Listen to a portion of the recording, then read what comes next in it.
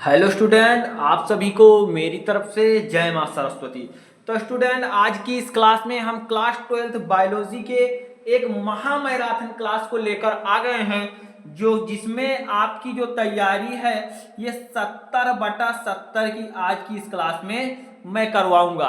आपके board exam के लिए महत्वपूर्ण प्रश्न लेकर आया हुआ हूं, जो कि मैं उन इंपॉर्टेंट क्वेश्चन को लेकर आया हुआ हूं जो आपको अपने बोर्ड एग्जाम के क्वेश्चन पेपर में कल देखने को मिल जाएगा। तो महत्वपूर्ण प्रश्न, महत्वपूर्ण टिप्पणियों को लेकर आया हुआ हूं और महत्वपूर्ण अंतर, महत्वपूर्ण संकेतांक जो कि फुल फॉर्म पूछा जाता है, और महत्वपूर्ण बहुविकल्पीय प्रश्न, इन सारे का मैं महामैराथन क्लास और अंतिम क्लास लेकर आ गया हूं इस पेपर की, जो कि बड़ा ही इंपॉर्टेंट क्लास है।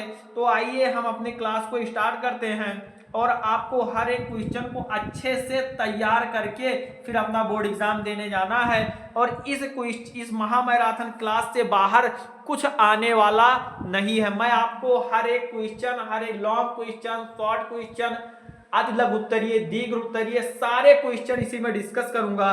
तो आप लोग हमारे साथ एंड तक बने रहिए और इस क्लास को जितना हो सके शेयर कर दीजिए। ये बहुत ही इंपॉर्टेंट क्लास है आप लोगों के लिए। तो आइए हम स्टार्ट करते हैं। तो फर्स्ट क्वेश्चन जो आपके स्क्रीन पर है, थोड़ा ध्यान से देखिए। बड़ा ही इंपॉर्टेंट क्वेश्चन है आपके फर्स्ट चैप्टर से कि पुष्प दल का क्या कार्य है। पुष्प दल का क्या कार्य है, इसके दो कार्य लिखिए। तो आप लोग क्या इसका आंसर देंगे कि इनके दो, पुष्प दल का दो मुख्य कार्य है। एक है कीटों को परागण के लिए आकर्षित करना तथा कलिका अवस्था में जनन अंग की रक्षा करना। आप लोग एक एक क्वेश्चन को तैयार करिए, स्क्रीनशॉट करते चलिए। आप लोग स्क्रीनशॉट करते रहिएगा, हम आपको मौका देते रहेंगे बट बोलेंगे नहीं। तो नेक्स्ट क्वेश्चन देखिए कि टेपिटम कहाँ स्थित होता है, इसका क्या कार्य है। तो पराग कोश की सबसे भीतरी परत को टेपिटम कहते हैं। यह पराग कणों को पोषण प्रदान करता है। इनमें से विभिन्न प्रकार के एंजाइम व हार्मोन का भी स्राव होता है। तो ये भी बड़ा इंपॉर्टेंट क्वेश्चन है। हम नेक्स्ट क्वेश्चन देखते हैं आपके लिए कि आप लोग नेक्स्ट क्वेश्चन देखिए। इसमें एमसीक्यूज वाले क्वेश्चन को भी मैंने सिलेक्ट किया हुआ है। तो नेक्स्ट क्वेश्चन है कि कीट परागित पौधों के नाम लिखिए। तो कीट परागित पौधों के जो नाम हैं वो हैं साल्विया, बोगनविलिया और डायंथस। ये तीन कीट परागित पादप हैं। अब नेक्स्ट क्वेश्चन देखिए। नेक्स्ट क्वेश्चन है कि जलीय परागण करने वाले दो पौधों के नाम लिखिए। तो जलीय परागण करने वाले दो पौधों के नाम हैं हाइड्रिला और वेलिस्नेरिया। ये जलीय परागण करने वाले दो पौधे हैं। नेक्स्ट क्वेश्चन देखिए कि किन्हीं दो आभासी फलों के नाम लिखिए। ये बड़ा इंपॉर्टेंट क्वेश्चन है, आपके बोर्ड एग्जाम में पूछा गया है। तो आभासी फल जैसे सेब हो गया, नाशपाती हो गया, स्ट्रॉबेरी हो गया, ये सब क्या है, आभासी फल हैं। अब नेक्स्ट क्वेश्चन देखिए। ये आपके बोर्ड एग्जाम में पूछा गया क्वेश्चन है कि अनिषेक जनन क्या है। अनिषेक जनन क्या है या फिर अनिषेक फलन क्या है। ये दो क्वेश्चन में से एक क्वेश्चन आपको देखने को मिलेगा अपने बोर्ड एग्जाम के क्वेश्चन पेपर में। तो थोड़ा ध्यान से देखिए कि बिना निषेचन के ही बीजांड द्वारा अगुणित भ्रूण तथा बीज का विकसित होना अनिषेक जनन कहलाता है। जैसे है धतूरा और आलू आदि में अनिषेक जनन होता है। नेक्स्ट क्वेश्चन है कि अनिषेक फलन क्या है। तो बिना निषेचन के ही अंडाशय से फल का निर्माण होना अनिषेक फलन कहलाता है। जैसे केला, पपीता और संतरा में अनिषेक फलन होता है। तो आप लोग स्क्रीनशॉट करते रहिए, हम सेक्शन को आगे पढ़ाते रहेंगे। तो नेक्स्ट क्वेश्चन देखिए।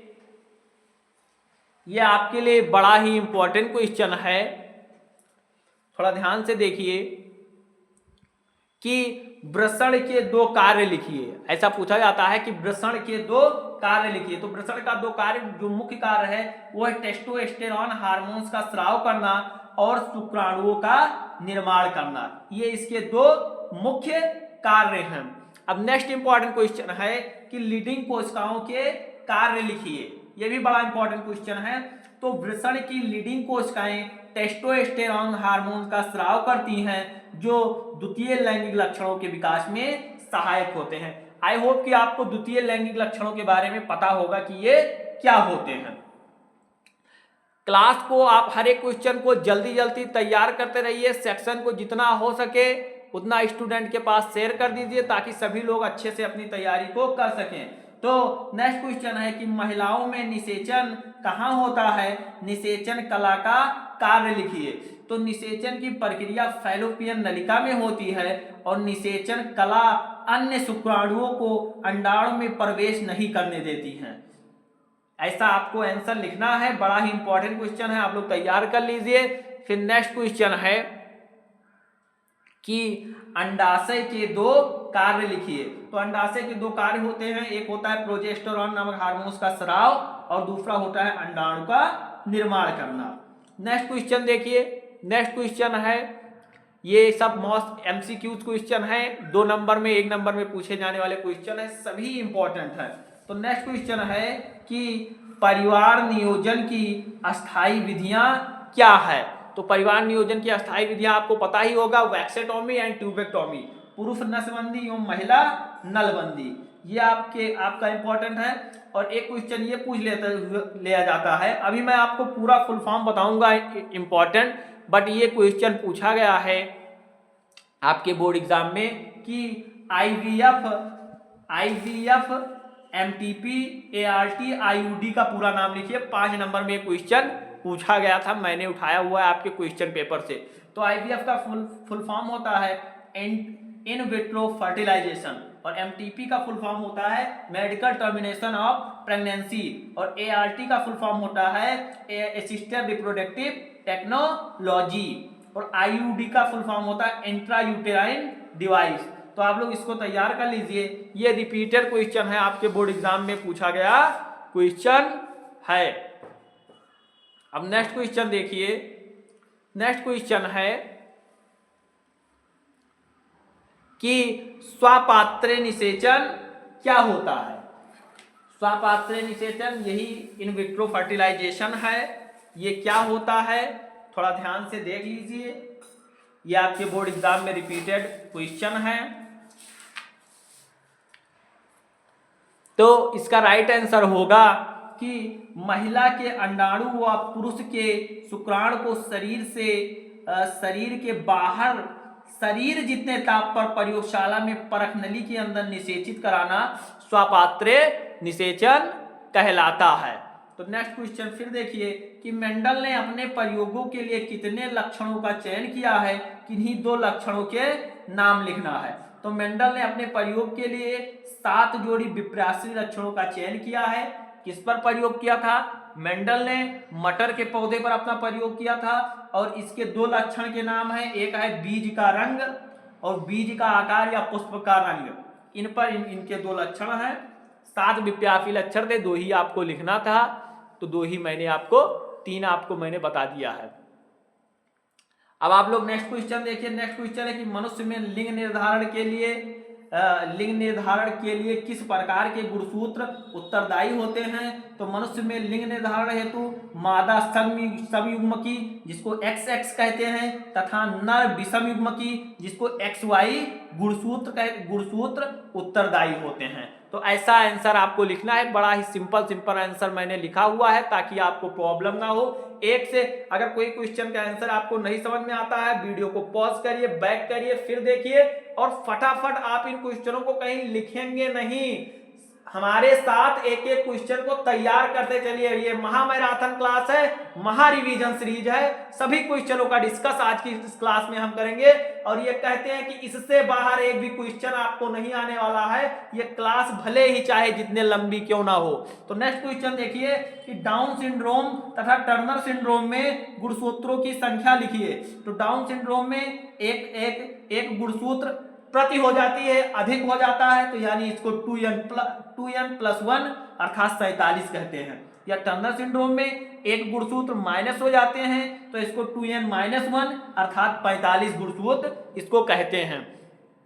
नेक्स्ट क्वेश्चन आपके लिए है कि मानव में गुणसूत्रों की संख्या कितनी होती है? तो मानव में गुणसूत्रों की संख्या 23 जोड़ी होती है, या इसे 46 गुणसूत्र कहेंगे, चाहे आप 46 लिखिए या 23 जोड़ी लिखिए। तो नेक्स्ट क्वेश्चन देखिए, फटाफट सेक्शन को शेयर करिए, बड़ा ही इंपॉर्टेंट सेक्शन है और क्वेश्चन को जल्दी से जल्दी आप लोग तैयार कर लीजिए ताकि आपके एक भी क्वेश्चन छूटने ना पाए।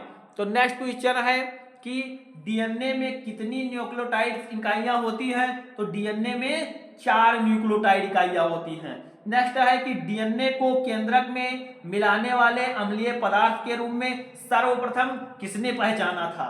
तो ये सर्वप्रथम किसने पहचाना था? आल्टमान ने सन 1889 ईस्वी में इसको पहचाना था।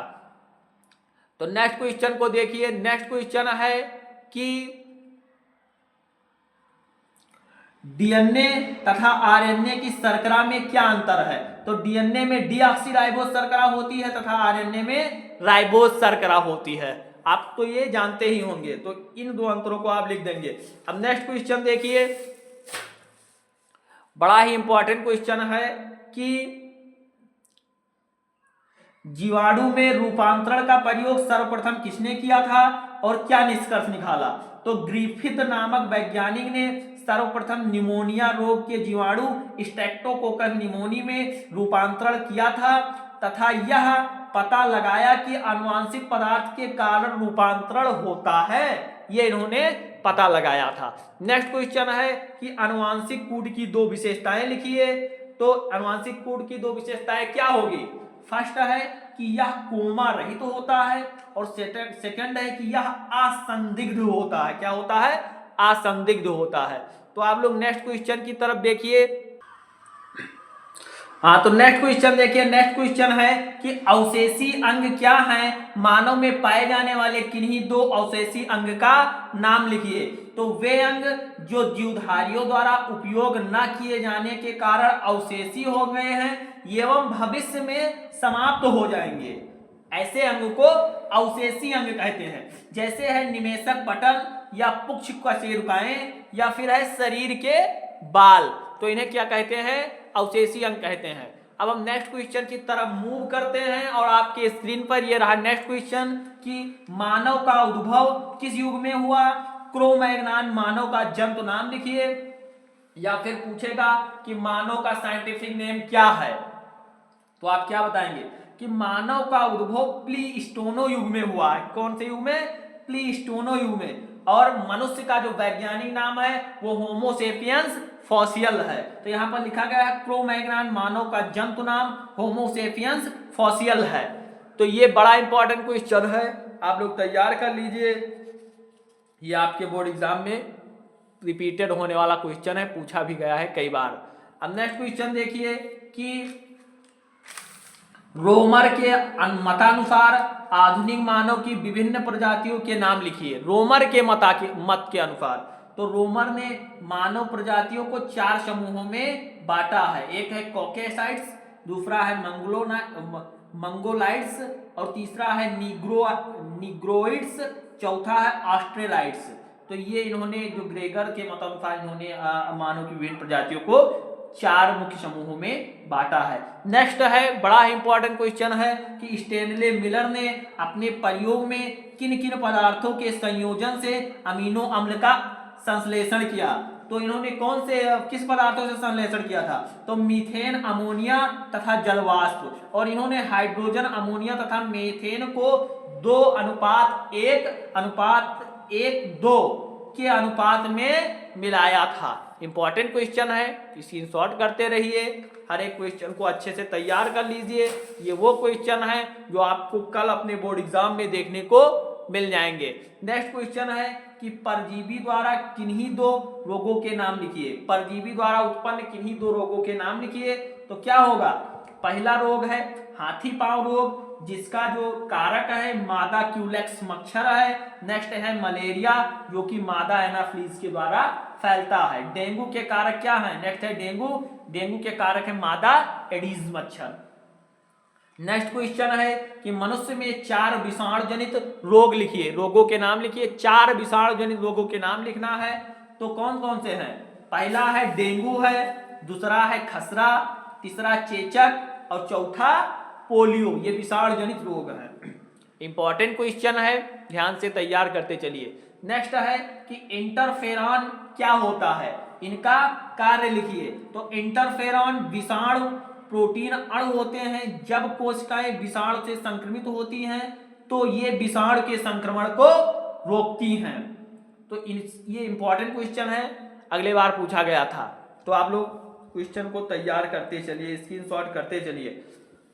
नेक्स्ट बड़ा ही पॉपुलर क्वेश्चन है आपकी स्क्रीन पर कि स्वास्थ्य की परिभाषा लिखिए। हेल्थ को कैसे डिफाइन कर सकते हैं? तो WHO बोले तो वर्ल्ड हेल्थ ऑर्गेनाइजेशन के अनुसार स्वास्थ्य शरीर की वह अवस्था है जिसमें व्यक्ति शारीरिक, मानसिक तथा सामाजिक रूप से पूर्ण स्वस्थ होता है। ऐसे व्यक्ति को स्वस्थ की ये डिफिनीशन होती है। ये WHO के अनुसार है, विश्व स्वास्थ्य संगठन के अनुसार। नेक्स्ट क्वेश्चन है कि मनुष्य में 4 जीवाणु जनित रोगों के नाम लिखिए। तो पहले आपको पूछा गया था विषाणु जनित, अब ये है जीवाणु जनित। तो जीवाणु जनित रोग कौन कौन से हैं? हैजा है, टिटनेस है, निमोनिया है, काली खांसी है। स्क्रीनशॉट करते चलिए, हम सेक्शन को आगे बढ़ा रहे हैं। नेक्स्ट क्वेश्चन है कि दूध से दही कौन बैक्टीरिया बनाता है? तो लैक्टोबैसिलस नामक एक बैक्टीरिया है, जीवाणु है, जो दूध से दही बनाने में सहायक होता है। नेक्स्ट क्वेश्चन है कि सिरका उत्पादन में किस जीवाणु का उपयोग होता है? तो ये कौन सा जीवाणु है? ये है एसिटोबैक्टर एसिटी नामक जो जीवाणु है, ये सिरका उत्पादन में उपयोग होता है। अब नेक्स्ट क्वेश्चन को देखिए, सारे इंपॉर्टेंट क्वेश्चन को यहाँ पर मैंने सिलेक्ट किया हुआ है। ये भी इंपॉर्टेंट क्वेश्चन है कि पेनिसिलिन की खोज किसने की थी? तो पेनिसिलिन की खोज सन 1929 ईस्वी में अलेक्जेंडर फ्लेमिंग ने की थी और यह पेनिसिलियम नोटेम कवक से प्राप्त होती। कौन से? नोटेटम कवक से प्राप्त होती है। तो आप लोग स्क्रीनशॉट करते रहिए, एक एक क्वेश्चन को अच्छे से तैयार करिए। नेक्स्ट क्वेश्चन है कि नाइट्रोजन स्थिरीकरण करने वाले 2 सूक्ष्म जीवों के नाम लिखिए। तो ये है, पहला है नॉस्टॉक, दूसरा है एनाबिना या फिर राइजोबियम। 3 मैंने यहाँ पर लिखा हुआ है। नेक्स्ट क्वेश्चन देखिए। नेक्स्ट क्वेश्चन है कि बायोगैस क्या है? बायोगैस क्या होती है ये आपको लिखना है। तो देखिए, बायोगैस विभिन्न गैसों का मिश्रण है जो घरेलू व कृषि अपशिष्ट पदार्थों के द्वारा बनाई जाती है। इसका जो प्रमुख घटक होता है मेथेन है। गोबर गैस इसको भी कहते हैं। तो अब हम नेक्स्ट क्वेश्चन को देखते हैं।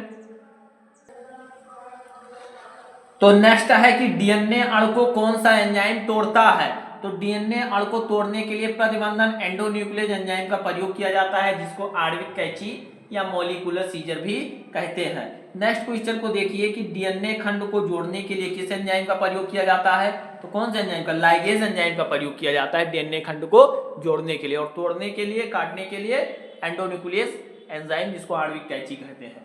नेक्स्ट है कि प्लाज्मिड क्या है या कहाँ पाया जाता है? तो ये जीवाणुओं में पाया जाने वाला अतिरिक्त गुणसूत्रीय पदार्थ है जो एक कोशिका से दूसरी कोशिका में जा सकता है। ये जीवाणुओं व यीस्ट में पाए जाते हैं। किसमें? ये जीवाणु में पाए जाते हैं व यीस्ट में पाए जाते हैं। नेक्स्ट क्वेश्चन देखिए।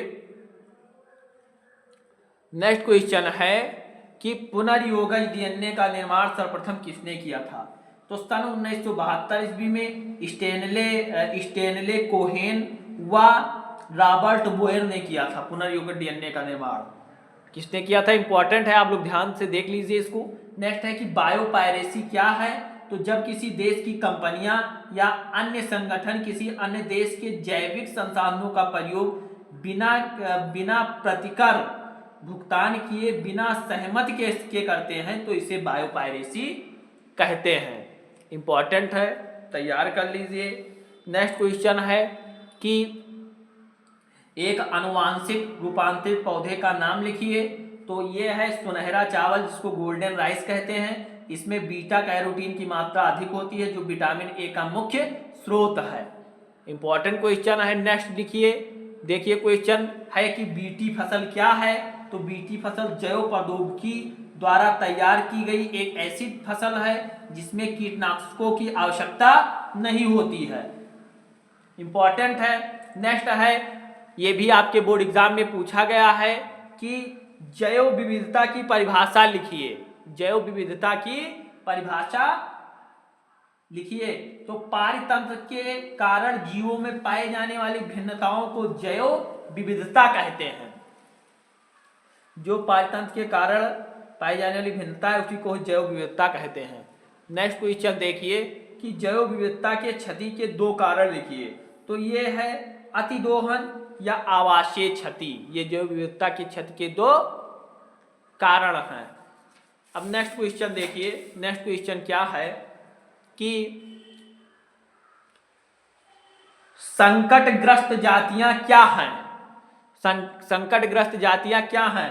तो वे जातियां जो भविष्य में विलुप्त होने के कगार पर हैं उन्हें संकटग्रस्त जातियां कहते हैं। जैसे डोडो पक्षी है, कस्तूरी हिरण है आदि। ये 2 हैं, इनको संकटग्रस्त जातियां कहते हैं। नेक्स्ट देखिए कि तप्त स्थल या हॉटस्पॉट क्या है। हॉटस्पॉट क्या है? तो तप्त स्थल पृथ्वी पर उपस्थित वह क्षेत्र होता है जहां की प्रजातियां संकट में होती हैं, उसे तप्त स्थल कहते हैं। मतलब कि पृथ्वी पर स्थित वह क्षेत्र जहां के जो जीवों में की जो प्रजातियां हैं वो थोड़ा संकट में है, उसी को हॉटस्पॉट या तप्त स्थल कहते हैं। जैसे हो गया पूर्वी हिमालय या फिर ले लीजिए पश्चिमी घाट, ये सब संकटग्रस्त प्रजातियां हैं। नेक्स्ट क्वेश्चन को देखिए, बड़ा ही इंपॉर्टेंट क्वेश्चन है कि राष्ट्रीय उद्यान पर संक्षिप्त टिप्पणी लिखिए। तो वह क्षेत्र जहां पर वन्य जीव को संरक्षित रखा जाता है उसे राष्ट्रीय उद्यान कहते हैं। यहाँ पर पशु चराना, शिकार खेलना या खेती करना आदि पर निषेध होता है, रोक होता है। और नेक्स्ट क्वेश्चन को आप लोग देखिए। नेक्स्ट क्वेश्चन है कि उत्तर प्रदेश के लखीमपुर खीरी स्थित राष्ट्रीय उद्यान का नाम लिखिए। तो यह है दुधवा राष्ट्रीय उद्यान, आप जानते ही होंगे। ये भी इंपॉर्टेंट क्वेश्चन है, पूछा गया है कि रेड डाटा बुक क्या है। तो यह एक ऐसी किताब है जिसमें विभिन्न संकटग्रस्त जीवों को श्रेणीबद्ध में रखा गया है। तो अब हम नेक्स्ट क्वेश्चन एक इस क्वेश्चन को आप लोग स्क्रीनशॉट करके तैयार करिए, फिर नेक्स्ट क्वेश्चन की तरफ हम बढ़ते हैं।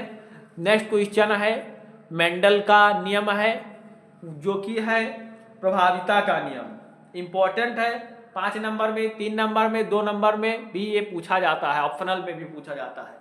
तो इस नियम के अनुसार जब एक जोड़ा विप्रासी लक्षणों को धारण करने वाले 2 शुद्ध जनकों के मध्य परस्पर संकरण कराया जाता है तो एक लक्षण परिलक्षित होता है तथा दूसरा छिप जाता है। इसको मेंडल के प्रभाविता का नियम कहते हैं। अब इन्होंने लिए, अभी देखिए इन्होंने लिया क्या था। इन्होंने 2 शुद्ध लंबे व 2 शुद्ध बौने पौधों के मध्य संकरण कराया। तो प्रथम पीढ़ी में केवल लंबे पौधे प्राप्त हुए, उसी का इन्होंने प्रभाव दिखाई पड़ा, तो इसको प्रभाविता का नियम कहते हैं। नेक्स्ट देख लीजिए, इंपॉर्टेंट है कि पृथक्करण का नियम लिखिए। ये भी बड़ा ही इंपॉर्टेंट क्वेश्चन है, पूछा गया क्वेश्चन है, थोड़ा ध्यान से तैयार कर लीजिए। तो देखते हैं, इसको युग्मकों की शुद्धता का भी नियम कहते हैं। किसको? पृथक्करण के नियम को युग्मकों की शुद्धता का नियम भी कहते हैं।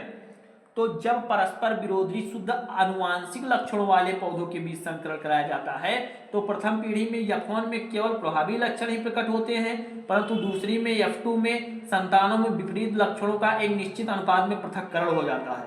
अतः इस नियम को पृथक्करण का नियम कहते हैं। ऐसा डिफिनीशन आपको लिखना है। और फिर इसमें आपको इसके फिगर को भी देख लीजिए, ये यहाँ पर लिया हुआ है। फर्स्ट वाले में जब इसमें जो प्रभावी लक्षण प्राप्त हुए, इन्हीं को जब F2 पीढ़ी में कैपिटल T स्मॉल टी प्रभावी लक्षण को लेकर संकरण कराया तो उन्होंने देखा विषम युग्मजी कैपिटल T स्मॉल टी प्राप्त हुए। तो ये पुनेट चार्ट है, स्क्रीनशॉट कर लीजिए, आपको यही बनाना है पृथक्करण के नियम में।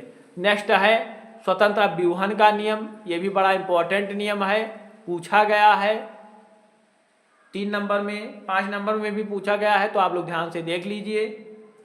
तो वह जब दो या दो से अधिक विपरीत लक्षणों वाले पौधों के बीच संकरण कराया जाता है तो इन लक्षणों की वंशागत स्वतंत्र रूप से होती है, अर्थात एक लक्षण की वंशागत दूसरे लक्षण की वंशागत को प्रभावित नहीं करती है। जैसे गोल पीला कैपिटल आर स्मॉल कैपिटल और कैपिटल वाई में उन्होंने संकरण कराया तो उन्होंने देखा कैपिटल आर स्मॉल और कैपिटल स्मॉल वाई गोल पीला, ऐसा करके कुछ पौधे प्राप्त हुए।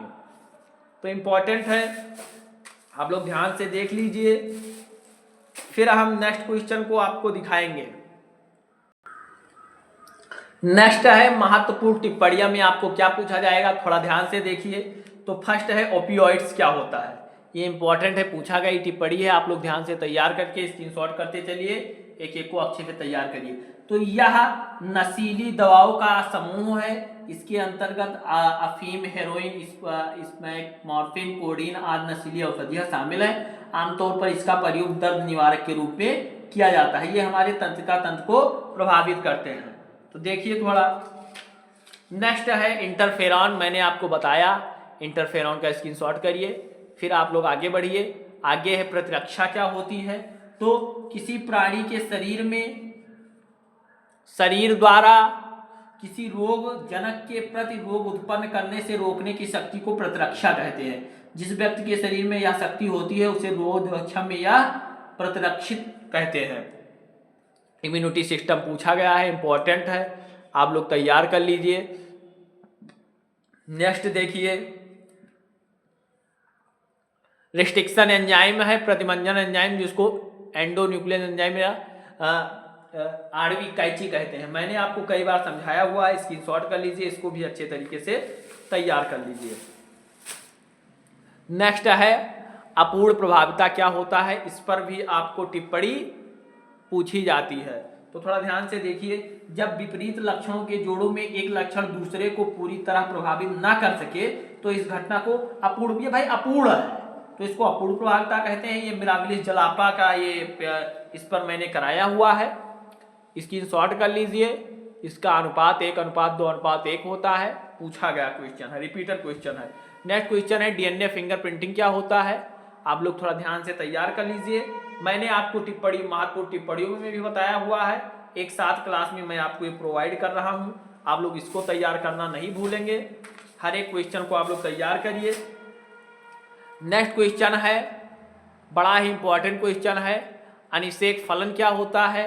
तो मैंने आपको बताया कि ऐसे फल जिनका निर्माण बिना अंडाशय के होता है उसे अनिषेक फल कहते हैं, तथा फल के इस निर्माण की इस प्रक्रिया को अनिषेक फलन कहते हैं। जैसे अंगूर हो गया, तरबूज हो गया, संतरे आदि में जो होता है अनिषेक फलन होता है। नेक्स्ट क्वेश्चन है बहुभुरता, बड़ा ही इंपॉर्टेंट क्वेश्चन है, आपको कल अपने बोर्ड एग्जाम में ये क्वेश्चन जरूर देखने को मिलेगा। तो इसका आंसर होता है जब किसी बीजांड में एक से अधिक भ्रूण उत्पन्न होते हैं तो इसको बहुभुरता कहते हैं। खोज इसकी एंटोनी वॉन ल्यूवेनहॉक ने की थी, किस पर की थी, संतरे पर की थी। तो आप लोग इसका स्क्रीनशॉट करिए। फिर नेक्स्ट है साप्रभाविता क्या होती है, कोडोमिनेंस क्या होता है। तो जब किसी कारक या जीन के एलील में से भी पूर्ण रूप से प्रभावी या अप्रभावी ना होकर मिश्रित रूप से प्रभाव डालते हैं तो इसे साप्रभाविता कहते हैं। जैसे मनुष्य में रुधिर वर्ग। अब मैं आपको एक एक क्वेश्चन दिखा रहा हूँ, स्क्रीनशॉट करते चलिए, अच्छे से तैयार कर लीजिएगा, फिर आप पेपर देकर आएंगे, फिर आप हमारे पास कमेंट करिएगा कि हाँ सर आया क्वेश्चन कि नहीं। मैंने आपको बताया MTP medical termination of pregnancy important है, तैयार कर लीजिए। नेक्स्ट है परकनीली शिशु क्या होता है, टेस्ट ट्यूब बेबी क्या होता है। ध्यान से आप लोग इस क्वेश्चन को अच्छे से तैयार कर लीजिए, स्क्रीनशॉट करिए, हम सेक्शन को आगे बढ़ाते हैं ताकि क्लास आपकी लंबी ना होने पाए।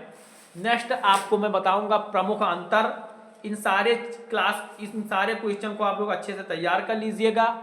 नेक्स्ट है परागकोश तथा बीजांड में अंतर लिखिए, इंपॉर्टेंट क्वेश्चन है, आप लोग स्क्रीनशॉट कर लीजिए, अच्छे से तैयार कर लीजिएगा। नेक्स्ट क्वेश्चन है कि परागण और निषेचन में अंतर लिखिए, बड़ा ही इंपॉर्टेंट क्वेश्चन है, परागण क्या होता है, निषेचन क्या होता है, सिंपल वर्ड में मैंने लिखा हुआ है, आप लोग स्क्रीनशॉट करिए, स्क्रीनशॉट करते चलिए, मैं आपको क्वेश्चन दिखा रहा हूं। नेक्स्ट है कि भ्रूणकोश तथा भ्रूणपोष में अंतर लिखिए, वेरी इंपॉर्टेंट क्वेश्चन है। तो यह अगुणित होता है, यह त्रिगुणित होता है, इसका विकास क्रियाशील गुरुबीजाणु मात्रकोशिका से होता है, इसका विकास प्राथमिक भ्रूणकोश से होता है। यह भ्रूण के विकास में सहायक है, यह भ्रूण के विकास में पोषण प्रदान मतलब कि पोषण में सहायक होता है। स्क्रीनशॉट करिए।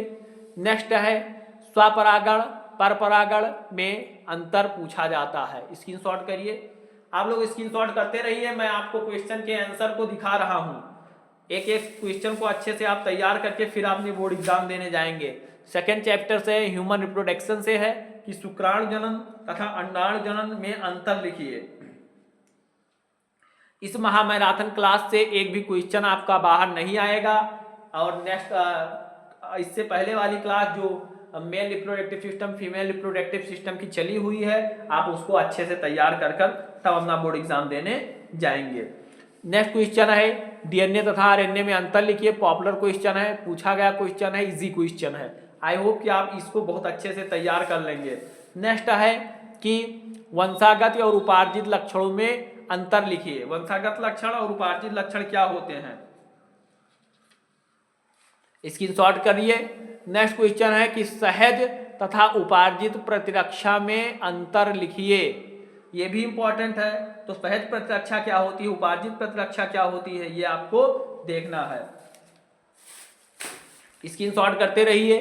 नेक्स्ट है उत्पादक तथा उपभोक्ता में अंतर लिखिए। तो उत्पादक क्या होते हैं, उपभोक्ता क्या होते हैं, ये आपको अंतर लिखना है। अब नेक्स्ट क्वेश्चन है, बड़ा ही इंपॉर्टेंट क्वेश्चन है। ये आपको महत्वपूर्ण फुल फॉर्म मैंने दिया हुआ है, इससे आपके 5 मार्क्स क्लियर होंगे। सारे को स्क्रीनशॉट कर लीजिए। डिटेल में आपको देखना है, डिटेल में क्लास पड़ी हुई है, उसका लिंक इस वीडियो के डिस्क्रिप्शन में मैं दे दूंगा, या आप जाइए आरआर क्लासेस पर, आपको इसकी क्लास मिल जाएगी। अच्छे से तैयार कर लीजिए। तो स्क्रीनशॉट करिए, फिर हम सेक्शन को आगे बढ़ाते हैं। जैसे है एलएच का फुल फॉर्म क्या होता है, ल्यूटेनाइजिंग हार्मोन। एफएसएच का फॉलिकल स्टिमुलेटिंग हार्मोन। आईयूडी का इंट्रा यूटेराइन डिवाइस या आईयूटी का इंट्रा यूटेराइन ट्रांसफर। स्क्रीनशॉट करिए। आई होप कि आपने अभी तक स्क्रीनशॉट कर लिया होगा। नेक्स्ट देख लीजिए। इतना आपको ये तैयार करना है। फिर इसके बाद में मैं आपको महत्वपूर्ण बहुविकल्पीय प्रश्न कराऊंगा, जिसको आप स्क्रीनशॉट करते चलिए। तो भारतीय भूण विज्ञान के जनक कौन है, पी माहेश्वरी जी हैं। इसको स्क्रीनशॉट करिए। बहुगुणता खोजी गई किसके द्वारा, ल्यूवेनहॉक द्वारा। 200 लघु बीजाणु के निर्माण के लिए प्रकारात्मक लघु बीजाणु मात्र कोशिका में कितने अर्धसूत्री विभाजन होंगे, 50। इसकी क्लास ऑलरेडी पड़ी हुई है, जिसमें मैंने बहुत अच्छे से इसको डिस्कस किया है। आप जाइए उस क्लास को देख लीजिए। तो इससे बाहर आपके बोर्ड एग्जाम में कुछ आने वाला नहीं है। इसका लिंक मैं आपको इस क्लास के डिस्क्रिप्शन में दे दूंगा। आई होप कि आपको यह क्लास बहुत ही हेल्पफुल रही होगी। अगर आपने इस क्लास को एंड तक हर एक क्वेश्चन को तैयार कर लिया, तो मैं 100% कहता हूं कि आपके बोर्ड एग्जाम में 70/70 मार्क्स लाने से कोई नहीं रोक सकता है, क्योंकि ये प्रीवियस ईयर क्वेश्चन है। और सारी क्लासेस जो चली हुई है, आप हर एक क्लास को अच्छे से तैयार कर लीजिए, फिर आप कल आराम से बोर्ड एग्जाम देने जाइए, कोई दिक्कत नहीं होगी। तो आई होप कि आपके लिए यह वीडियो बहुत ही हेल्पफुल रही होगी। अगर वीडियो पसंद आई हो तो वीडियो को लाइक करिए, चैनल पर पहली बार विजिट करिए तो चैनल को सब्सक्राइब करिए, बेल आइकन को प्रेस करिए, ताकि रोज आने वाले वीडियो की नोटिफिकेशन सबसे पहले आपके पास पहुंचे। कमेंट बॉक्स में कोई एक प्यारा सा कमेंट करना मत भूलिए आप, क्योंकि जिससे मैं आपके लिए थोड़ा मोटिवेट होता हूं। तो मिलते हैं नेक्स्ट क्लास में एक और मजेदार टॉपिक के साथ। तब तक के लिए bye bye, love you, take care, all the best.